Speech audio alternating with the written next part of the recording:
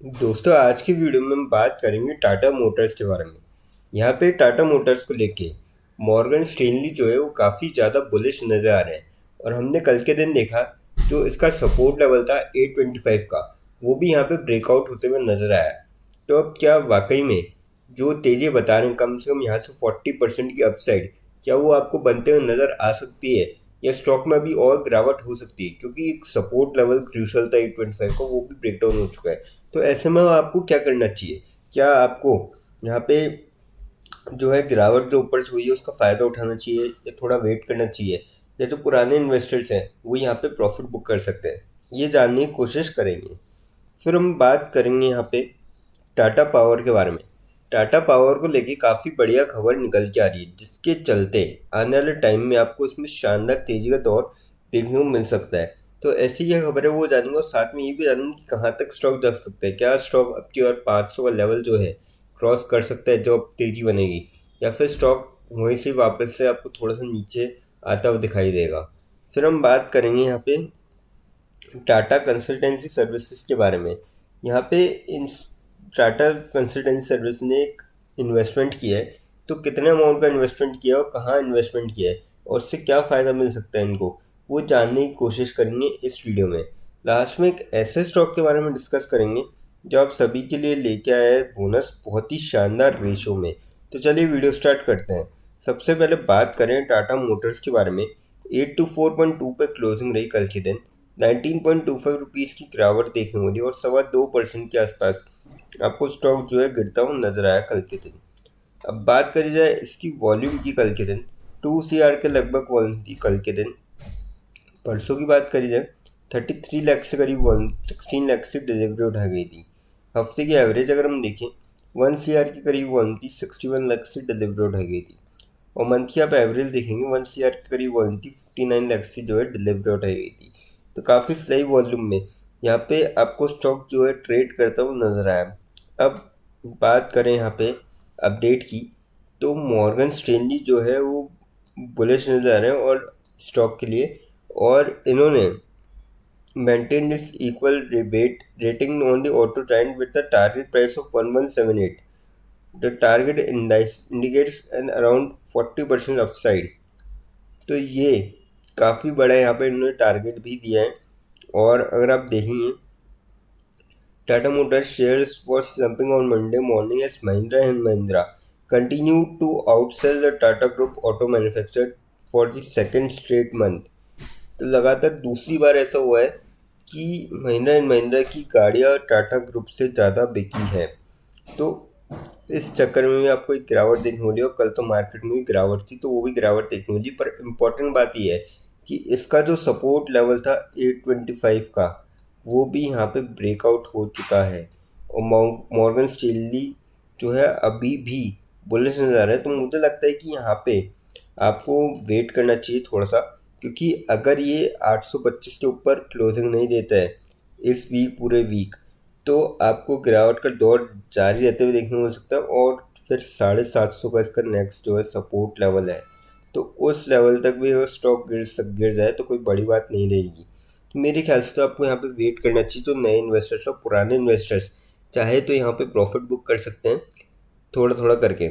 और अगर आप देखेंगे कि बुलिश क्यों नज़र आ रहे हैं, क्योंकि इन्होंने हाईलाइट की कि टाटा मोटर्स ने 25% year on year increase Land Rover US retail sales, जो कि 6,900 यूनिट्स तक पहुंची थी।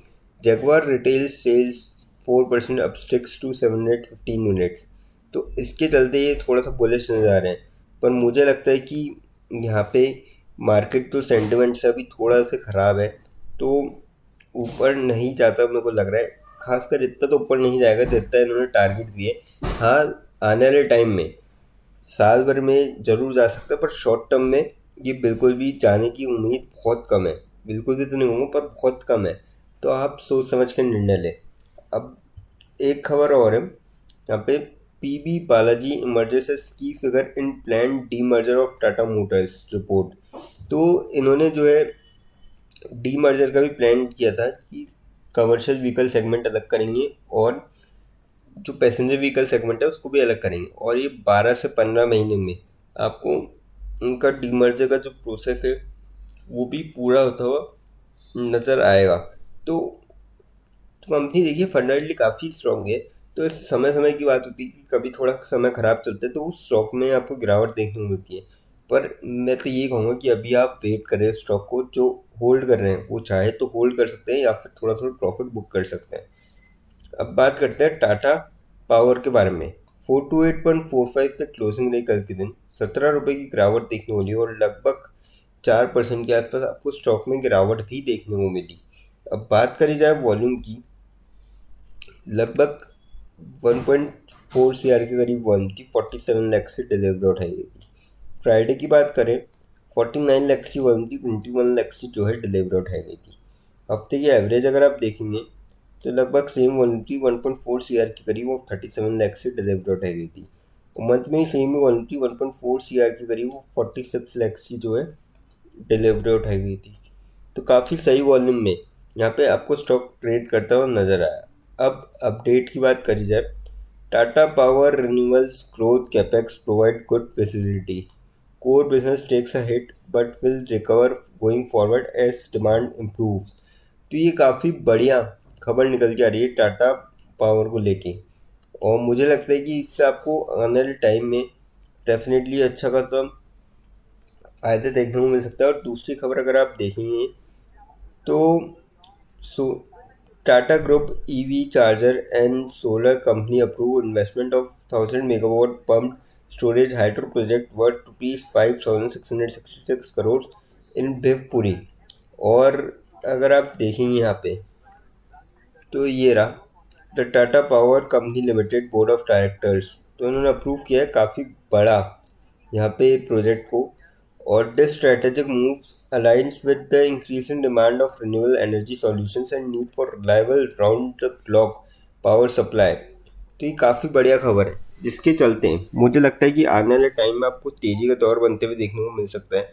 तो मेरे ख्याल से तो आप इस स्टॉक में बाइंग कर सकते हैं धीरे धीरे करके। क्योंकि अगर आप देखेंगे ऊपर के लेवल से 494.85 का आया था तो उससे करीब 70 रुपये जो है स्टॉक आपको करेक्ट होता हुआ नज़र आया है। तो मेरे ख्याल से आप इस स्टॉक में धीरे धीरे करके बाइंग कर सकते हैं। कंपनी देखिए काफ़ी अच्छी, फंडामेंटली काफ़ी स्ट्रॉन्ग है। अब बात करते हैं TCS के बारे में। 3967 पे क्लोजिंग रही कल के दिन। 17.2 रुपीज़ की गिरावट देखने को मिली और 0.43% आपको स्टॉक जो है गिरता हुआ नजर आया।